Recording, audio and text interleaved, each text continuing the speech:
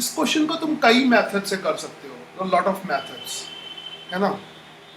Directly भी कर सकते हो, लूप लॉ लगा के भी कर सकते हो, जो भी मेथड है कोई भी मेथड यूज करो।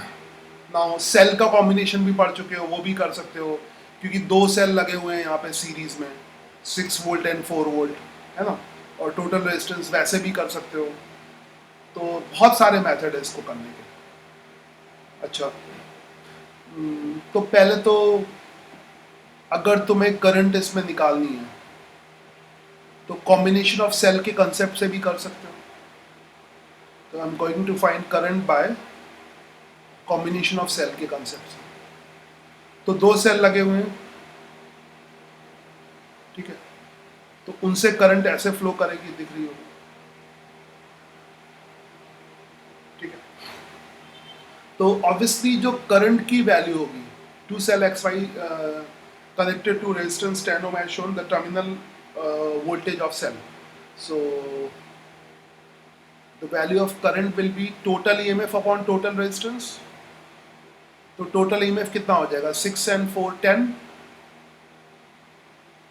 ठीक है, and total resistance will be 2 8 और 10.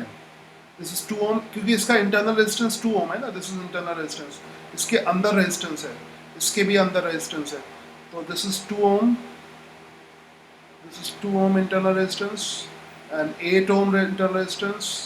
I just draw it like this thing. So that is total 10 ohm. So ये आ गया, तो 10 ohm internal है और 10 ohm का external भी है। Easy question है, ठीक है। So this will be 10 upon 20. So 1 upon 2 ampere current. I 1 upon 2 ampere हो जाएगा। या इसको लूप लॉ लगा के भी करंट निकाल सकते हो, उससे भी वही चीज निकलेगी। इसको किरचॉफ वोल्टेज का लूप लॉ लगाना, उससे भी देख लेना, वही आएगा, रेजिस्टेंस ले लेना, ठीक है। अब निकालना है terminal voltage across cell Y. तो सेल वाई को मैं अलग से बना लेता हूँ। सेल वाई क्या है, ये है cell Y, cell Y, cell Y का जो इंटरनल रेजिस्टेंस है वो 8 ओम है और ये 4 वोल्ट है, ठीक है। तो terminal voltage of cell Y, cell Y का टर्मिनल वोल्टेज। तो टर्मिनल वोल्टेज का मतलब क्या होता है कि इसके टर्मिनल्स क्या होते हैं, जो बाहर निकले रहते हैं, और इसमें से करंट ऐसे बाहर निकल रही है। आई थिंक तुम्हें बेसिक याद होगा, है ना?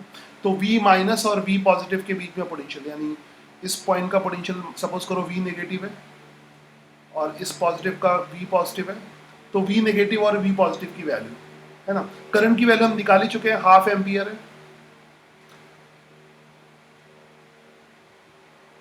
ठीक है। So this will be V negative,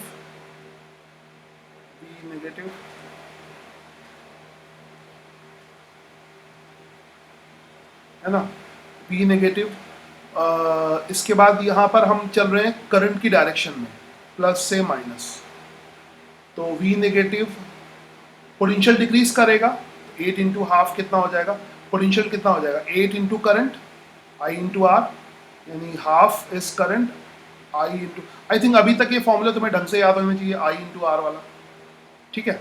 तो ये पोटेंशियल डिक्रीज करेगा प्लस से माइनस, नेगेटिव से पॉजिटिव चलोगे तो इंक्रीज करेगा, +4। बहुत प्रैक्टिस कराई है इसकी तुम्हें, V पॉजिटिव। तो दिस विल बी, ये मैं बार बार V1 क्यों लिख रहा हूँ, मुझे V1 ज़्यादा अच्छा लगता है, V पॉजिटिव लिखना चाहिए। सो V पॉजिटिव, आई थिंक मैंने ढंग से पढ़ाया तो मैं टर्मिनल पोटेंशियल डिफरेंस, हाँ, V positive minus V negative, और ये आ जाएगा 4 माइनस 4 0, टर्मिनल पोटेंशियल डिफरेंस तो 0 हो जाएगा। तो आंसर है पहला वाला, ठीक है।